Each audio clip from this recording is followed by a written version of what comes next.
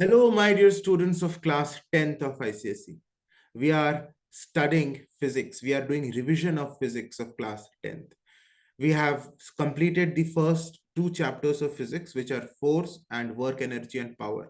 Lecture 1 से लेकर lecture number 6 यानी सेशन 1 से लेकर सेशन नंबर 6, इसके पहले हमने कर लिया है। आज हमारा सेशन नंबर 7 है या लेक्चर नंबर 7 है। If you haven't watched the previous lectures, the previous sessions, then make sure to watch them.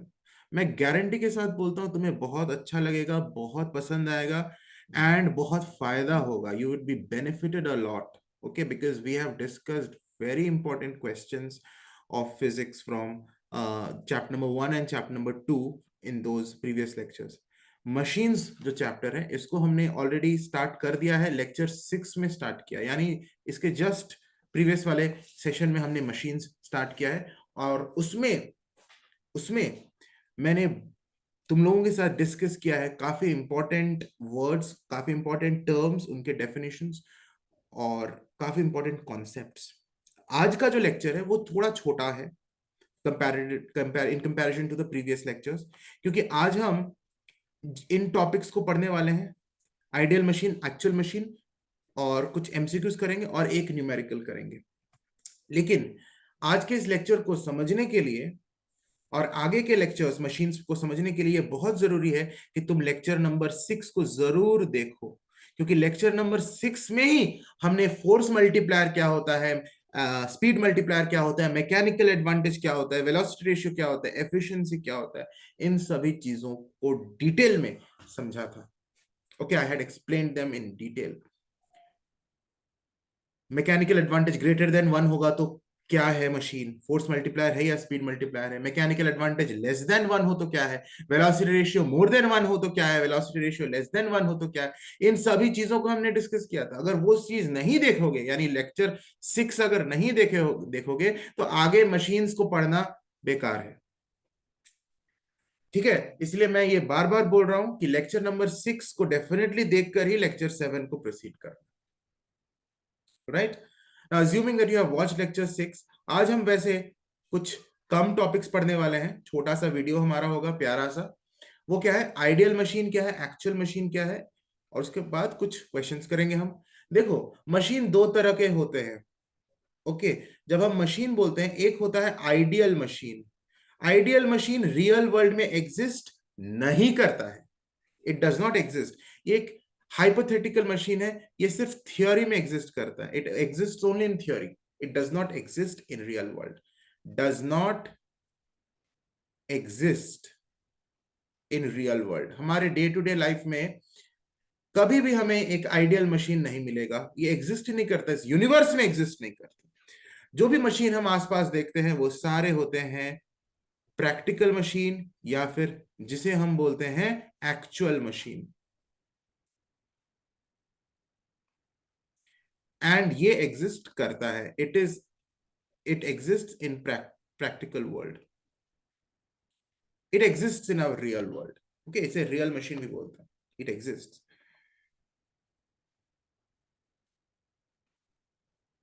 ठीक है, लिख दिया। अब दोनों में डिफरेंस क्या है। आइडियल मशीन वो मशीन है जिसकी एफिशिएंसी होती है 100%। कुछ इंपॉर्टेंट टर्म्स, इंपॉर्टेंट बातें हमें जाननी होती है आइडियल मशीन के बारे में।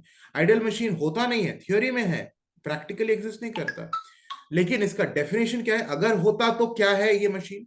ये मशीन ऐसा मशीन है जिसकी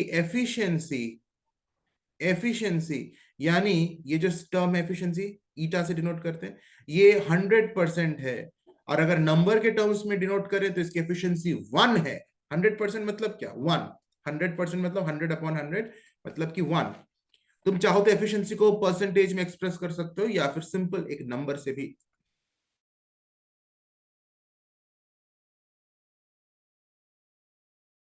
तो efficiency of a ideal machine is 1 या फिर 100%। अगर एफिशिएंसी किसी का हम 1 बोल रहे हैं, इसका मतलब ही है कि एफिशिएंसी का फॉर्मूला क्या है, डेफिनेशन क्या है। एफिशिएंसी का डेफिनेशन है ratio of work output to work input. ये हमने इसके जस्ट प्रीवियस लेक्चर में डिस्कस किया था। एफिशिएंसी का डेफिनेशन था, it is the ratio of work output and work input, यानी work output upon work input 1 है। किसी भी फ्रैक्शन का वैल्यू अगर 1 होता है, इसका मतलब ही होता है कि न्यूमरेटर एंड डिनोमिनेटर इक्वल है ना। अगर 5/5, ऊपर भी 5 नीचे भी 5, तभी ना कट के 1 होगा। किसी भी फ्रैक्शन का वैल्यू अगर 1 है, इसका मतलब ऊपर और नीचे न्यूमरेटर एंड डिनोमिनेटर इक्वल है। यानी what does this imply? It implies that work output is equal to work input. Basically, this is a very important thing associated with an ideal machine. Ideal machine के बारे में दो चीजें मैंने तुम लोगों को बता दिया जो कि बहुत इंपॉर्टेंट, कि एक तो तुम ऐसे बोल सकते हो कि the ideal machine is such a machine whose efficiency is 100% or 1, which means that the work output is equal to work input या work input is equal to work output। ये दो बातें आइडियल मशीन के लिए बड़ा important है। इसमें कोई भी एनर्जी का लॉस नहीं होता है, जितना हमने इनपुट दिया उतना ही हमें आउटपुट में मिल गया, जितना वर्क हमने इनपुट में किया उतना ही वर्क हमें आउटपुट में मिल गया, कोई भी एनर्जी लॉस नहीं होता है। No energy loss, no energy loss takes place in an ideal machine. ऐसा होता नहीं है, ऐसा कोई मशीन एग्जिस्ट नहीं करता। एनर्जी लॉस तो प्रैक्टिकल हर मशीन में होता है, लेकिन ये थ्योरी का मशीन है, इमेजिनेशन है। अगर कोई ऐसा मशीन है जिसका एनर्जी लॉस होता ही नहीं है, जितना एनर्जी हमने मशीन को दिया उतना एनर्जी हमें आउटपुट में मिल गया, तो वो आइडियल मशीन है। ऐसा होता नहीं है। एक्चुअल मशीन में क्या होता है, जो हमारे डे टू डे मशीन में है, उसकी एफिशिएंसी, उसकी जो एफिशिएंसी है यानी ईटा है, यह हमेशा लेस देन 100% होता है। हमेशा 100% से कम हो सकता है, 80% हो सकता है 90% हो सकता है 60% एफिशिएंट मशीन हो, यानी 100% से हमेशा कम होगा, यानी 1 से हमेशा कम होगा। नंबर के टर्म्स में बोलेंगे तो 100% को 1 बोल सकते हैं, यानी ये हमेशा 1 से कम होगा या 100% से कम होगा। इसका मतलब क्या? अब हम एफिशिएंसी की जगह पर यह जरूर लिख सकते हैं कि एफिशिएंसी का डेफिनेशन है work output divided by work input. इसका मतलब कि अगर एफिशिएंसी लेस देन 1 है तो हम ये बोल सकते हैं कि work output upon work input is less than 1। अब देखो, किसी भी फ्रैक्शन का वैल्यू अगर लेस देन 1 हो, इसका मतलब क्या होता है कि numerator is smaller than the denominator. मान लेते हैं एक फ्रैक्शन लिखता हूं 3/5, इसका numerator is smaller than the denominator, denominator is बड़ा, it is 5 is bigger than 3, numerator is smaller than denominator, तो इसका डेफिनेटली इसको जब हम सॉल्व करेंगे इसका जो वैल्यू आएगा ये 1 से कम आएगा, ये 0 पॉइंट समथिंग आएगा, 0 पॉइंट समथिंग आएगा ना, 3/5। तो अगर 1 से कम आया, इसका मतलब ही होता है कि न्यूमरेटर छोटा होता है डिनोमिनेटर से। इसका मतलब ही है कि न्यूमरेटर यानी work output is smaller than work input. ये एक इंपॉर्टेंट चीज है। जैसे कि हमने अभी अभी पढ़ा, आइडियल मशीन में एफिशिएंसी इक्वल टू 100% या फिर 1, लेकिन एक्चुअल मशीन में efficiency is less than 1, less than 100%। दूसरा डिफरेंस क्या हो गया कि आइडियल मशीन में work output and work input are equal, यहां पर ऐसा नहीं है, यहां पर work output is always smaller than work input. जितना हम वर्क इनपुट देंगे, जितना हम इनपुट वर्क करेंगे, उससे कम ही हमें आउटपुट मिलता है। Work output is always smaller. हम अगर 10 जूल्स ऑफ वर्क करेंगे तो यूजफुल वर्क जो हमें मिलेगा वो हो सकता है सिर्फ 6 जूल्स मिले आउटपुट में, बाकी का 4 जूल्स कहां गया, बाकी का 4 जूल्स वेस्ट हो गया। हो सकता है फ्रिक्शन को ओवरकम करने में वेस्ट हो गया, हो सकता है कि बॉडी में वो energy as heat energy radiate out हो गया। जैसे कई बार फैन भी देखते हो, तुम्हारे घर में फैन चलता है, समझो फैन एक मशीन है, हालांकि सिंपल मशीन नहीं है, कॉम्प्लेक्स मशीन है, लेकिन फैन फैन चल रहा है, इसमें तुम इलेक्ट्रिकल एनर्जी सप्लाई कर रहे हो, मान लेते हैं 1000 जूल्स इलेक्ट्रिकल एनर्जी दे रहे हैं, 1000 जूल्स। ये पूरा इलेक्ट्रिकल एनर्जी फैन को घुमा रहा है, क्या पूरा 100% ही मैकेनिकल एनर्जी में कन्वर्ट हो रहा है? फैन घूम रहा है मतलब मैकेनिकल एनर्जी में कन्वर्ट हो रहा है। क्या ये 100% इलेक्ट्रिकल एनर्जी मैकेनिकल एनर्जी में कन्वर्ट हो रहा है? नहीं। हो सकता है कि सिर्फ 600 जूल्स ही मैकेनिकल एनर्जी तुम्हें मिले, बाकी के 400 जूल्स कहाँ वेस्ट हो गया?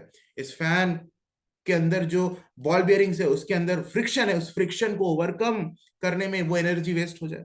कुछ एनर्जी तो फैन को हीट, फैन देखते हो गर्म हो जाता है कई देर, कई बार चलने के बाद, तो वो एनर्जी हीट एनर्जी में कन्वर्ट हो गया। वो हीट का हम कुछ नहीं यूज करते हैं, वो बेकार, वो फैन गर्म हो रहा है बेकार से, वो हीट बर्बाद हो गया। The heat is radiated to the surroundings, the heat is wasted, तो वो एनर्जी वेस्ट हो गया। यानी ये बाकी का 400 जूल्स हम यूजफुल वर्क हमें मिला नहीं, अनयूज्ड चला गया। तो एफिशिएंसी इस मशीन की कम हो गई। यानी total input is less then total work output. Work output जब हम बोल रहे हैं वो यूजफुल वर्क की बात करें, यूजफुल वर्क हमें आउटपुट इनपुट वर्क से कम ही होता है। इसीलिए हमने लिख दिया कि work output is always less than work input. यानी there is always some loss of energy। Loss of energy मतलब कि कुछ एनर्जी को हम यूजफुल वर्क में नहीं काउंट कर सकते, वो वेस्ट हो जाएगा। जैसे फैन हीट हो गया, उस हीट को हम यूज नहीं कर पाए। बल्ब जलता है तो बल्ब का काम है कि लाइट प्रोवाइड करना, लेकिन देखोगे बल्ब गर्म भी हो जाता है। क्या वो हीट होता है जो बल्ब, उस हीट को हम यूज करते हैं? नहीं करते, कोई काम का नहीं है वो हीट। हम चाहते हैं कि बल्ब सिर्फ और सिर्फ लाइट एनर्जी प्रोवाइड करे। अगर उसमें हमने इलेक्ट्रिकल एनर्जी सप्लाई किया बल्ब में, तो that electrical energy should completely convert to light energy in bulb, लेकिन ऐसा होता नहीं है। Large part of this electrical energy is converted to heat energy and bulb gets heated up, जो कि किसी काम का नहीं है, सिर्फ लाइट ही हमारा काम का था। समझ में आ रहा है ना? तो लॉस हो गया वो हीट। तो there is always some loss of energy in actual machine, कभी भी उसकी एफिशिएंसी 100% से ज्यादा नहीं होता है। ये बात है। अब हम क्या करेंगे, अब अगर आगे हम एमसीक्यूज देखेंगे, कुछ क्वेश्चंस हम करेंगे जो कि काफी इंपॉर्टेंट, जितने भी टॉप कवर अप हमने किया था उस पर बेस्ड। लेकिन मैं फिर से बोल रहा हूं कि प्रीवियस लेक्चर्स देखा होना चाहिए, specially lecture number 6 to understand today's class. देखो एमसीक्यू करते हैं। Mechanical advantage, load and effort इन तीनों के बीच का कौन सा इक्वेशन करेक्ट है? फॉर्मूला बेस्ड क्वेश्चन है। Okay, are related as option A क्या है children? M A is equal to L into E. Option B M A into E is equal to load. Option C E is equal to M A into L. And option D क्या है? None of the above, none of these. देखो इसके लिए बड़ा simple सा चीज है, हमें रफ में सोचना है कि एमए का फॉर्मूला क्या है? MA is load upon effort. अब इसी में देखो, एफर्ट को अगर मल्टीप्लाई कर दो एमए के साथ तो M A into E is equal to L आ जाएगा। यानी ऑप्शन बी करेक्ट है, M A into E is equal to L. E is not equal to M A into L, ठीक है? E is equal to M A, E is equal to L upon M A. अगर ऐसा हम लिखेंगे तो correct होगा, लेकिन ऐसा कोई ऑप्शन है नहीं। E को अगर सब्जेक्ट बनाएंगे तो एल अपॉन एम ए हो जाएगा, ऐसा तो कोई ऑप्शन नहीं है। यहाँ तो गलत लिखा हुआ, E is M A into L, नहीं गलत है। यानी ऑप्शन बी करेक्ट है, M A into E is equal to L. Simple सा क्वेश्चन है, फॉर्मूला बेस्ड क्वेश्चन है। Ratio of load upon effort is mechanical advantage, ठीक है? नेक्स्ट क्वेश्चन एमसीक्यू का क्या है? The correct relationship. इस तरह के क्वेश्चंस तुम्हारे बोर्ड्स में इस बार आ सकते हैं, direct formula based. The correct relationship between mechanical advantage, velocity ratio and efficiency is. Children ये भी फॉर्मूला हमने जस्ट प्रीवियस क्लास में डिस्कस किया था, डिराइव भी किया था। चिल्ड्रन नहीं देखे हो तो उसको जरूर देखो, बहुत इंपॉर्टेंट लेक्चर था, लेक्चर 6। वो क्या है? Mechanical advantage is velocity ratio into efficiency. ये फॉर्मूला हमने डिराइव किया था। देखते हैं ऑप्शंस में क्या क्या है। ऑप्शन में पहला है M A is efficiency into V R, यही तो करेक्ट ऑप्शन है। और क्या है? V R is equal to efficiency into M A, बिल्कुल गलत है। सी क्या है? Efficiency is equal to M A upon M A into V R, ये भी गलत दिया हुआ है। एंड डी क्या है? None of the above. देखो very clear, very clear. M A is V R into efficiency, M A is V R into efficiency. Efficiency को आगे लिखो या बाद में लिखो, एक ही बात है। So here the correct option is A, M A is efficiency into V R. Efficiency को सब्जेक्ट बनाएंगे तो इक्वेशन क्या हो जाएगा? M A upon V R. ये इक्वेशन इसी से आया है, हालांकि ऐसा कोई ऑप्शन दिया हुआ नहीं है। क्लियर हो गया। अब एक न्यूमेरिकल क्वेश्चन हम करते हैं, numerical based on these things. एक चीज मैं तुम लोगों को बता दूं न्यूमेरिकल करने से पहले, एफिशिएंसी का जो फॉर्मूला हमने लेक्चर 6 में पढ़ा था, सुनो, लेक्चर 6 में हमने एफिशिएंसी का एक फॉर्मूला पढ़ा था, वो था work output upon work input. और अभी भी हमने उसको यूज किया एफिशिएंसी की जगह, work output upon work input. Okay, इसको हम परसेंटेज में भी एक्सप्रेस कर देंगे तो भी करेक्ट है, एफिशिएंसी को हम परसेंटेज में एक्सप्रेस कर सकते हैं। नाउ नहीं भी करना चाहे तो ना करें। एफिशिएंसी का एक और फॉर्मूला है, वर्क के जगह पर हम पावर भी लिखेंगे तो चलेगा, यानी efficiency is also defined as power output upon power input. ठीक है, आइदर तुम उसे ratio of work output to work input बोलो, या फिर बोलो ratio of power output to power input, दोनों करेक्ट है, दोनों 100% करेक्ट है। तो इसलिए ये फॉर्मूला ऐड कर लो एफिशिएंसी के, जहां पर तुमने प्रीवियस क्लास के नोट्स लिखा था, एफिशिएंसी का डेफिनेशन जहां लिखा था, वहां इस पहले फॉर्मूला को तो तुमने डेफिनेटली नोट डाउन कर ही लिया होगा। इस सेकंड वाले जो फॉर्मूला है, जो पावर आउटपुट अपन पावर इनपुट है, इसको भी नोट डाउन कर लो उसी जगह पर। मैं पूरा उम्मीद कर रहा हूं कि तुम एक प्रॉपर मेंटेन कर रहे हो अपना नोट्स, इन रिविजन सेशंस को प्रॉपरली रिकॉर्ड कर रहे हो, लिख रहे हो, एंड रिविजन को बेस्ट वे में कर रहे हो। Okay, let us do this numerical question. क्या है क्वेश्चन?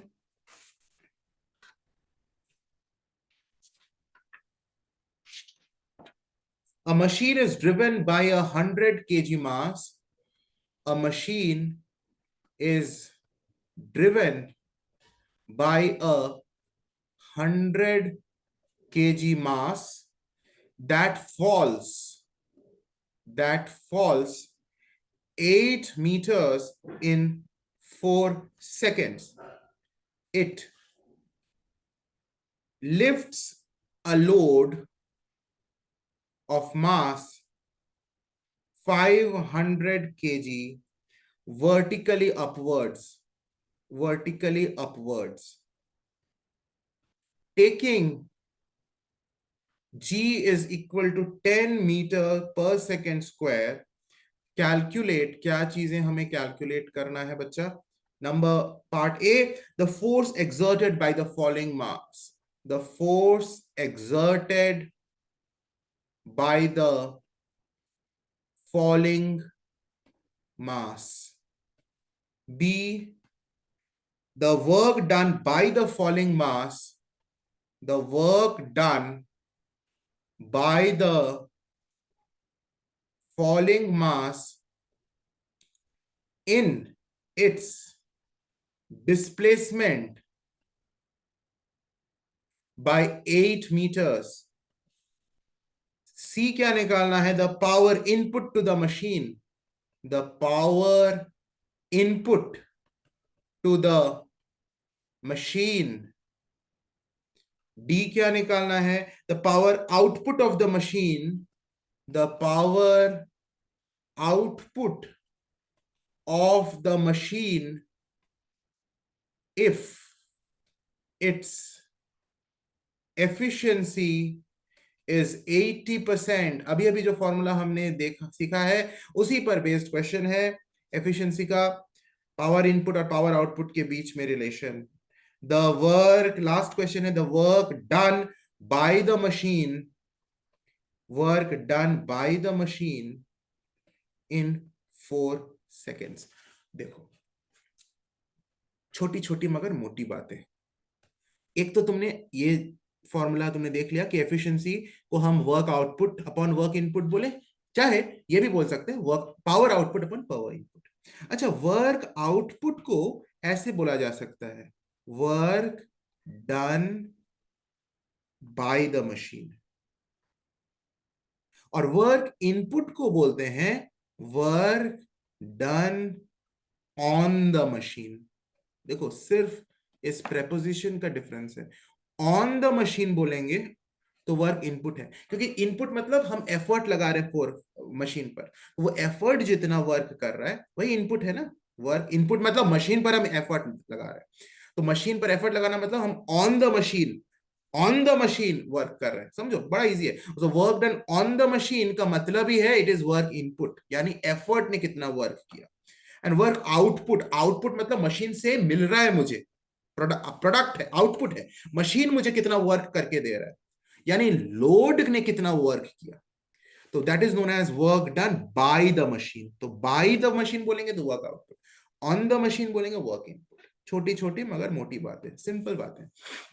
इस न्यूमेरिकल को करते हैं। सबसे पहला क्वेश्चन, सबसे पहले इस क्वेश्चन को अच्छे से पढ़ते हैं। क्वेश्चन को डिस्कस करने से पहले मेरा दिल से रिक्वेस्ट है कि please support the channel by sharing these videos with your friends. Children, I'm not getting a good number of views even after working so hard for you people for this revision sessions. In revision sessions को बनाने के लिए काफी मेहनत करना पड़ता है. If you have watched lecture 1, lecture 2, even the lecture 3, lecture 4, इनके ड्यूरेशन काफी लंबे लंबे हैं, काफी बड़े बड़े लेक्चर्स हैं. कंटिन्यूसली इतना ज्यादा कंटिन्यूसली बोलना, इतना मेहनत करने के बाद अगर व्यूज इतने कम मिलते हैं तो काफी दुख होता है. And you people can definitely help me, help this channel to grow by sharing this video with your friends in your WhatsApp groups. You share these videos with your friends that here sir is doing revision, let us do the revision. Let this spread out over a larger audience so that I get the sufficient number of views which will motivate me to continue these revision sessions further, isn't it? If I don't get motivation, then I would not be getting that energy to continue the revision sessions. I want them to continue and I'm in a full josh, but you have to support me, children. You have to show that sir, we support you, please continue with these revision sessions. And how can you show that support? Not just by watching it only yourself, you have to spread it out with a larger audience and let this video be beneficial, be helpful to a large number of students, because I don't want it to restrict within a small group of students. Please do that today itself. You share these videos with your friends, okay? And I want to see a rise in the number of views in the videos. Can you please do that? Can you please do this? It does not cost any money to do. तुम्हारा बस share करने से ये spread होगा, channel को growth मिलेगा, मुझे help होगा, और तुम्हारा एक पैसा भी खर्चा नहीं होगा, और मैं जो मेहनत कर रहा हूं उसके प्रति तुम्हारा जो एक you can just respect show करना, वो तुम एक्सप्रेस कर पाओगे. तो why won't you do that? Please do this. Please share this video with your friends. Okay, let us now continue with this question. A machine is driven by 100 kg mass that falls 8 meters in 4 seconds. Understand the meaning of the question. एक machine है and वो driven मतलब it works, वो start होता है या वो work करता है कब? जब एक 100 kg मास गिरता है उसके ऊपर. हो सकता है एक लीवर हो सकता है एक पुली हो, कोई भी मशीन हो, उससे हमें कोई मतलब नहीं है. वो मशीन के ऊपर जब 100 kg का मास गिरता है, fall, when that 100 kg mass falls from 8 meter height in 4 seconds, 4 second में 8 मीटर का हाइट से वो गिरता है वो 100 kg मास, तब वो मशीन चलता है. यानी ये 100 kg मास जो 8 मीटर के हाइट से गिर रहा है 4 सेकंड्स में, ये एफर्ट है इसका, जो इसके द्वारा जो इस 100 kg मास के द्वारा जो फोर्स लगाया जा रहा है, जो वेट है 100 kg मास का, वही एफर्ट है. क्योंकि वो जब गिर रहा है मशीन स्टार्ट हो रहा है, मशीन वर्क कर रहा है. जब हम फोर्स लगाते हैं तो मशीन चलता है ना, कैंची को काट रहे हैं, लीवर चला रहे हैं, पुली को भी हम अगर जब खींचते हैं तब पुली वर्क करता है. तो जो फोर्स लगाते हैं हम, वो जो फोर्स एक्सर्ट करते हैं मशीन पर, वही एफर्ट होता है. यहां पर ये 100 kg मास फॉल कर रहा है 8 मीटर हाइट से 4 सेकंड में. ये 100 kg मास का जो वेट है, दैट इज द एफर्ट. तो एफर्ट इज व्हाट? 100 kg, लेकिन ये तो मास है, और इसे इमीडिएटली कन्वर्ट कर दो न्यूटन में, तो जी से मल्टीप्लाई कर देंगे. mg is nothing but weight. 100 kg into 10 metre per second square, तो हमारा आ जाएगा 1000 kg metre per second square, जिसे हम न्यूटन बोलते हैं. तो 1000 न्यूटन इज एफर्ट, हमें मिल गया. 1000 न्यूटन इज एफर्ट, ये एफर्ट हमें मिल गया. It lifts a load of mass 500 kg. Load भी हमें पता चल गया. लोड क्या है? 500 kg into 10 यानी 5000 न्यूटन।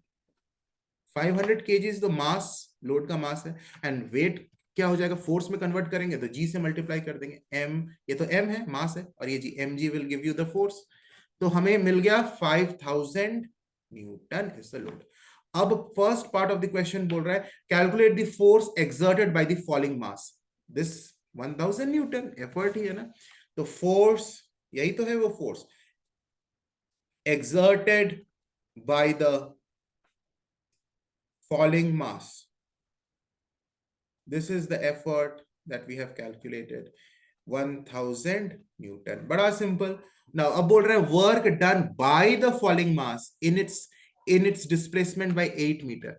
8 meter displace होने के लिए ये falling mass यानी ये 1000 Newton, this is the force exerted by the falling mass, कितना वर्क कर रहा है, कितना वर्क कर रहा है, वर्क का फॉर्मूला ही जानते हैं हम, फोर्स इनटू डिस्प्लेसमेंट। तो work done by the falling mass in its displacement by 8 metres, तो कितना वर्क, वर्क का फॉर्मूला क्या है, फोर्स इनटू डिस्प्लेसमेंट, कौन सा फोर्स, एफर्ट, क्योंकि फॉलिंग मास कौन सा फोर्स अप्लाई कर रहा है, एफर्ट। कितना डिस्प्लेसमेंट हुआ वो तो दिया हुआ है 8 मीटर्स। पहले फॉर्मूला लिख लेते हैं, effort into displacement of effort, ये एफर्ट का डिस्प्लेसमेंट है 8 मीटर्स। एफर्ट क्या है, 1000 न्यूटन, अभी अभी निकाला। डिस्प्लेसमेंट ऑफ एफर्ट दिया हुआ है 8 मीटर से गिर रहा है effort, displacement of effort is 8 metres, यानी 8000 न्यूटन मीटर को हम बोलेंगे जूल, वर्क का ऐसा यूनिट जूल होता है।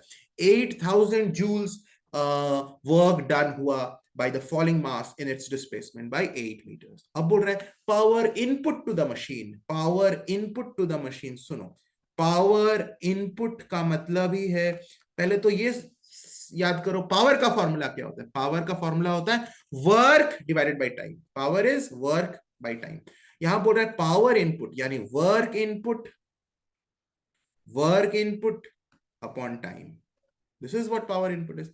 वर्क इनपुट, वर्क इनपुट का मतलब ही है कि एफर्ट ने कितना वर्क किया, अभी अभी निकाला, work done by this effort, कितना वर्क किया, 8000 जूल्स, यही ना वर्क है, work done by this falling mass, falling mass का मतलब ही एफर्ट, एफर्ट, और एफर्ट ने कितना वर्क किया, 8000 joules, work input is 8000 joules.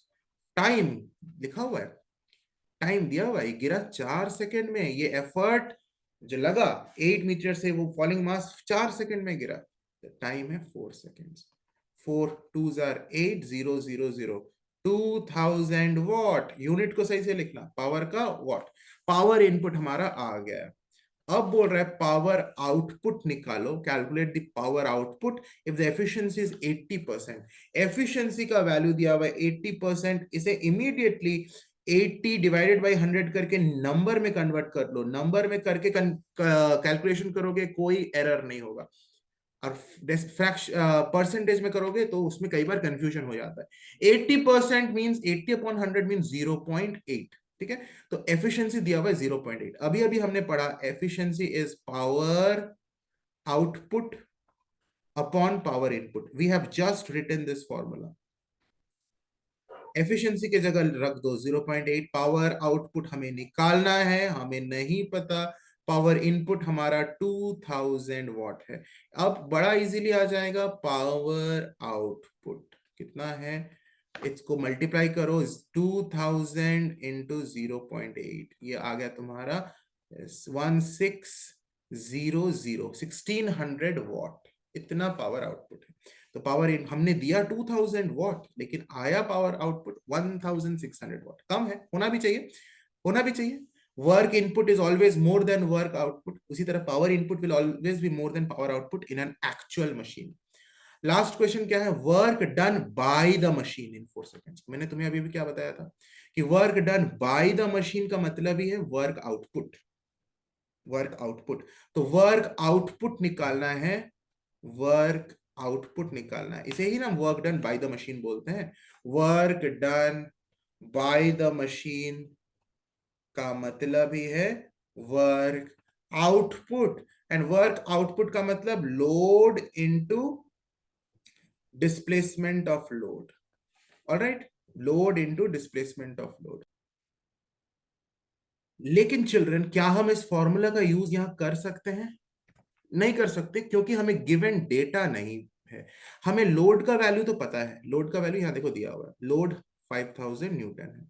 5000 Newton है. लेकिन डिस्प्लेसमेंट ऑफ लोड, कितना लोड डिस्प्लेस हुआ, वो नहीं दिया हुआ है. ये 8 मीटर डिस्प्लेसमेंट ऑफ एफर्ट है. ये एफर्ट इतने ऊपर से गिर रहा है. ये जो 8 मीटर है डिस्प्लेसमेंट ऑफ एफर्ट है. तो डिस्प्लेसमेंट ऑफ एफर्ट दिया हुआ है क्वेश्चन में, डिस्प्लेसमेंट ऑफ लोड नहीं दिया हुआ है. तो हम वर्क आउटपुट, जो load into displacement of load होता है. अच्छा, ये फॉर्मूला हमने पढ़ा था कहाँ? प्रीवियस लेक्चर में. मैं बार बार बोल रहा हूँ, वर्क आउटपुट का formula load into displacement of load हमने प्रीवियस लेक्चर में पढ़ा था, रिवाइज किया था. अच्छा, उसको यूज हम नहीं कर सकते क्योंकि displacement of load is not given in the question. तो एक तो हम ये फॉर्मूला यूज नहीं कर सकते. अब कैसे हम निकालेंगे? तब हम इस फॉर्मूला को यूज कर सकते हैं. देखो कौन सा फॉर्मूला. वर्क का एक फॉर्मूला होता है power into time.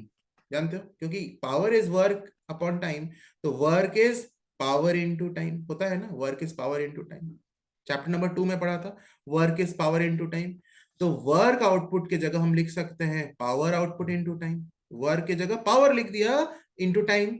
Work is power into time, तो work output is power output. Work output is power output into time. इस फॉर्मूला का यूज करेंगे. क्या पावर आउटपुट हमें पता है? जी हाँ, पावर आउटपुट हमने अभी भी निकाला 1600 वॉट. क्या टाइम हमें पता है? हाँ, 4 सेकेंड्स का निकालना है. Work done by the machine in 4 seconds. 4 seconds का. इसका 6 4 24, 6 4 5 6 0 0 6 4 0 0 जूल. बड़ा सिंपल, सिंपली हमने सॉल्व कर दिया. So I hope this question is very easily understood. बहुत सिंपल सा क्वेश्चन है. कैसे सॉल्व किया तुमने देखा. अब हम इस चैप्टर को आगे ले जाएंगे नेक्स्ट लेक्चर में, जिसमें हम स्टार्ट करेंगे पुली. काफी इंपॉर्टेंट टॉपिक है. पुली से बहुत सारे क्वेश्चंस तुम्हारे स्पेसिमेन पेपर, इस बार के स्पेसिमेन पेपर 2023 में भी है. We will discuss, we will start with pulleys in the upcoming lecture. But again, I want to remind you people, please like the video, share it with friends, and subscribe the channel if you haven't done so yet. Thank you all of you. God bless you. Take care.